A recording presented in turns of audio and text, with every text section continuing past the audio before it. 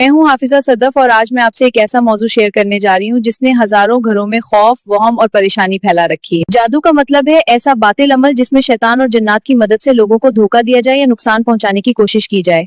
जादू हकीकत को बदलता नहीं बल्कि आंखों को धोखा देता है, दिलों में वहम और खौफ डालता है। कुरान के मुताबिक जादू अल्लाह की ताकत नहीं बल्कि एक आजमाइश है। जैसे अंधेरे में रस्सी को सांप समझ लिया जाए, हकीकत में सांप नहीं होता लेकिन देखने वाला डर जाता है। अब मैं आपको नजर बद का मतलब बताऊंगी।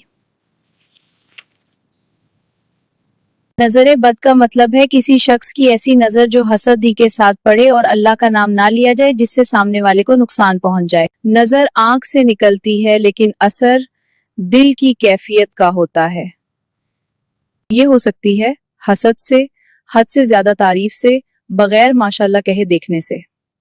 जैसे तेज धूप नाजुक पौधे को झुलसा देती है, हालांकि धूप नजर नहीं आती लेकिन असर हो जाता है।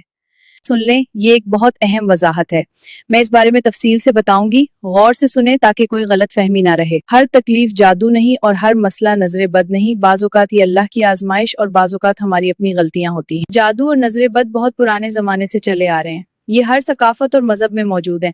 इनकी जड़ें बहुत गहरी हैं। ये कोई आज की चीज नहीं है। जादू और नजर बद इंसानी तारीख जितने पुराने हैं। कदीम जमाना हजरत आदम के बाद जब से शैतान ने इंसान को गुमराह करना शुरू किया, तब से जादू जैसे बातिल तरीके भी शुरू हो गए। शैतान हमेशा चाहता है कि इंसान अल्लाह से दूर हो, गैरुल्लाह पर यकीन करे। बाबिल का दौर तकरीबन 4000 साल पहले। कुरान पाक में बाबिल का वाज़े जिक्र है। सूरतुल बकरा, यहाँ हारूत और मारूत का जिक्र आता है। लोग वहां जादू सीखते थे। फरिश्ते लोगों को आजमाइश के तौर पर बताते थे और पहले ही कह देते थे हम आजमाइश हैं, कुफर ना करो। इससे साबित होता है कि जादू हजरत मूसा से भी पहले मौजूद था।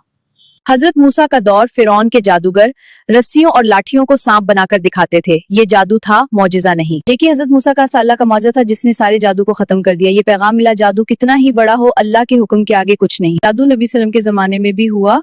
एक यहूदी ने जादू किया अल्लाह के हुक्म से। सूरतुल फलक, सूरतुल नास नाजिल हुई। बहुत अहम नुक्ता, नबी सल्लल्लाहु अलैहि वसल्लम पर जादू का असर जिस्मानी था, वही पर नहीं। नजर बद हर कौम में मानी जाती रही। अरब, अजम, हिंद, रूम, सब में नबी सल्लल्लाहु अलैहि वसल्लम ने फरमाया नजर बद हक है, यानी ये कोई वहम नहीं, लेकिन ये भी अल्लाह के हुक्म के बगैर असर नहीं करती।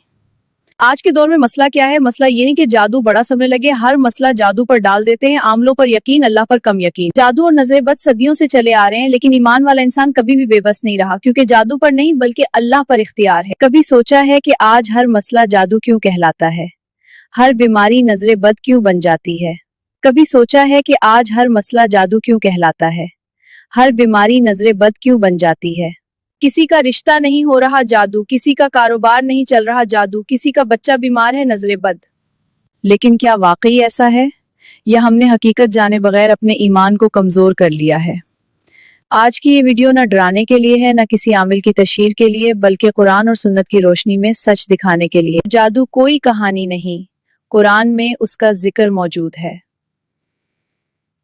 अल्लाह ताला सूरतुल बकरा में फरमाते हैं कि जादू सिखाने वाले मियाँ बीवी में जुदाई डालते हैं, लेकिन अल्लाह के हुक्म के बगैर किसी को नुकसान नहीं पहुंचा सकते। ये बात बहुत अहम है कि जादू असर रखता है लेकिन ताकत नहीं रखता। इसीलिए जादू करना हराम, जादू करवाना हराम, जादू पर यकीन रखना कुफर। नबी करीम सल्लल्लाहु अलैहि वसल्लम ने फरमाया नजरे बद हक है। ये सिर्फ हसद से नहीं लगती बल्कि बाज़ औक़ात बगैर हसद के भी लग जाती है। मिसाल के तौर पर माँ अपने बच्चे को देखकर कहती है कितना खूबसूरत है, लेकिन माशाल्लाह नहीं कहती तो नजर लग सकती है।